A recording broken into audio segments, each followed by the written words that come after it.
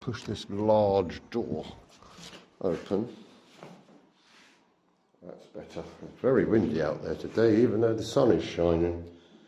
But I understand that the church was actually started in the 13th century. You've got to be careful here. There's a couple of steps. And there are some wonderful items in here. But what we'll do, I will show you again from the back of the church what we have. We have a wonderful Rood screen there. And on my right hand side we have a wonderful font which we shall be taking a look at. Also, if you notice on the pillars here, there's still the paintings, the medieval painting colours, which is always fantastic to see. Look at these. They are really gorgeous. And there would have been figures and all sorts, I presume, on those. Also, while we're here, the roof, as you can see, has been repaired. But when the church would have been original, it would have had a much steeper roof and it would have possibly been thatched. We have two wonderful windows up there, both stained. And on my right hand side, what we have is a rather wonderful font. Now,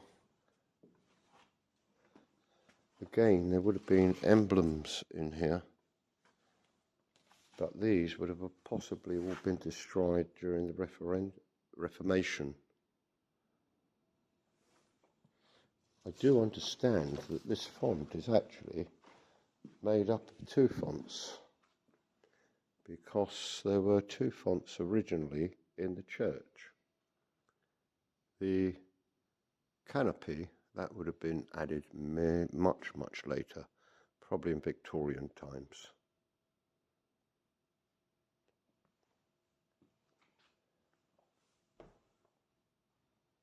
Here, I notice on the wall, is that they have a history here of the church. And they say, basically, dates 1260. There was a thief called Henry Norris who had been outlawed for theft, was arrested in Gamlingay, but escaped to the church and claimed sanctuary, which people used to be able to do in the churches. There used to be what was known as a sanctuary ring, which was attached to the door. And whilst the person was holding the sanctuary ring, he could not be arrested. Let's take a wander down towards the chancel and also have a look at this beautiful screen.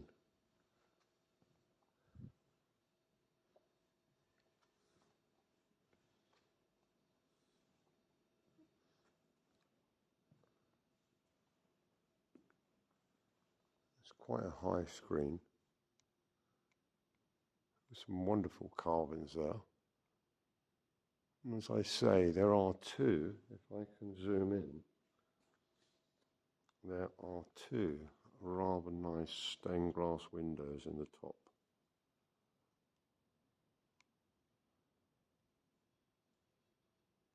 There's one, and there is another on the other side. Again, there would have been a loft over the top of this screen, possibly. I haven't seen a door for entry to it yet, but I understand, generally speaking, there. If we look here, that would have been the doorway. And in this pillar here, they're probably, yep, I'm right, as we come round. Yes, there would have been an entry to the loft here somewhere.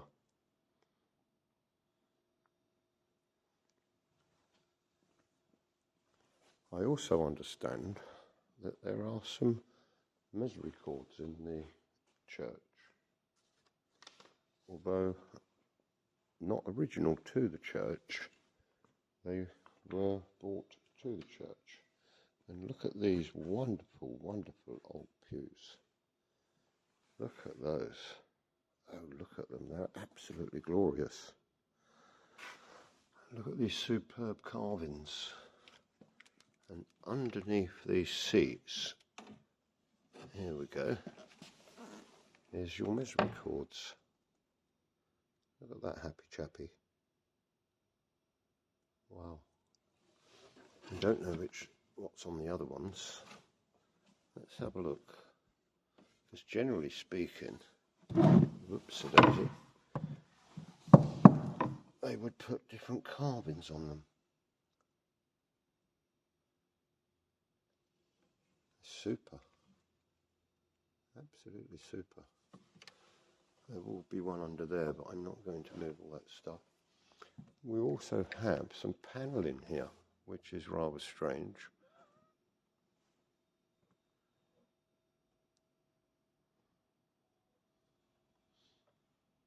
And a rather strange mixture of poppy heads. It's possible that these date back to around 1490. They do look rather grand, don't they?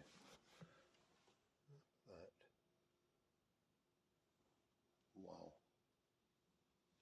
I love seeing these in churches. I don't see any graffiti on them, but I do like to see them. You see the rather large grand organ there.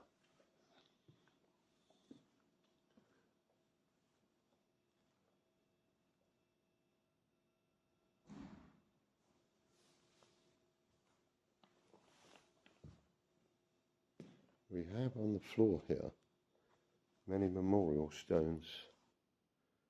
This one dates back to 1683.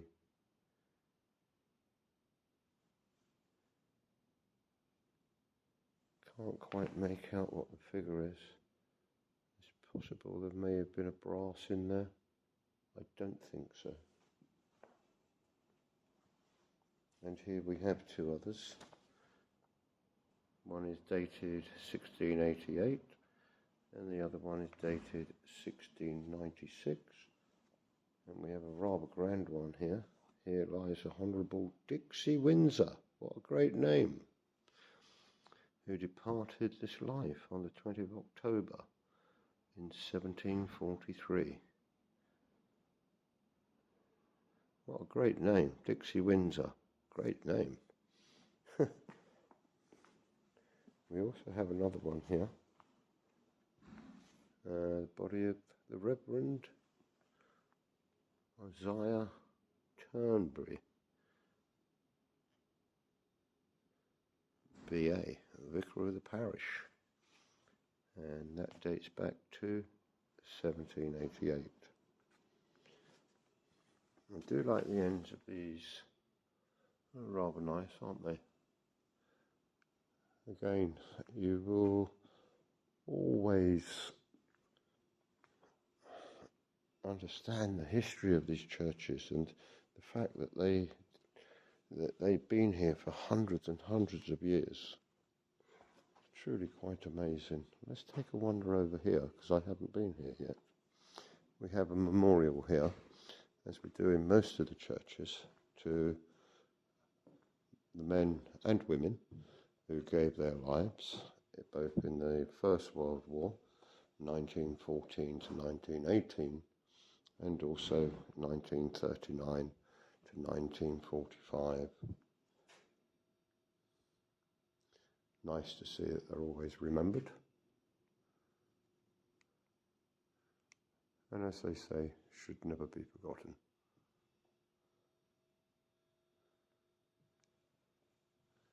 I've just noticed this here, and I have no idea what it is. Well, it's some type of squint. Well, I would have thought so. Oh, yeah, it would have been a squint, but it seems rather low for a squint. It's a bit strange. Again, here's the Mothers Union banner.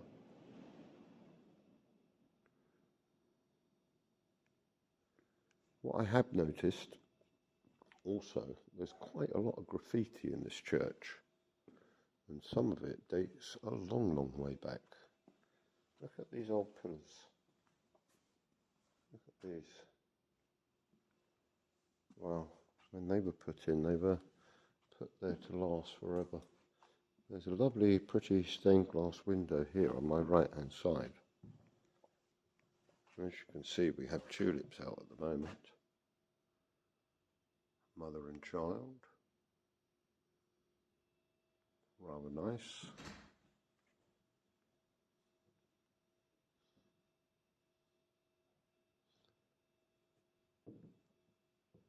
Let me show you this graffiti that I've spotted down the back here, because some of it, well, there's quite a lot of it, which is strange.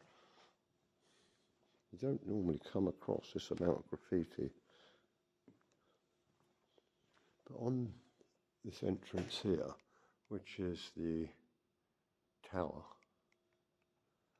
on these walls we have all sorts of graffiti.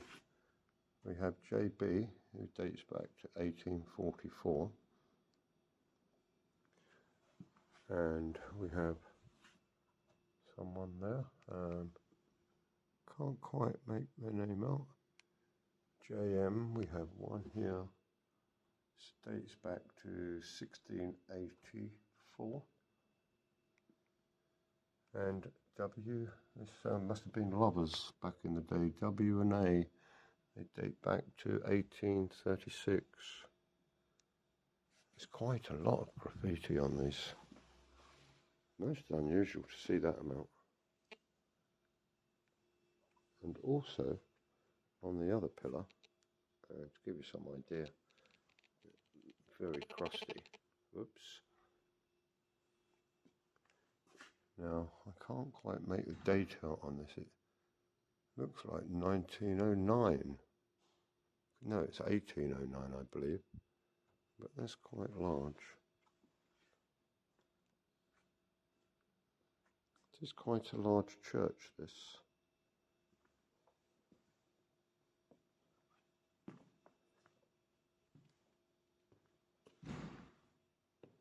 The door has been blown back and forth by the wind.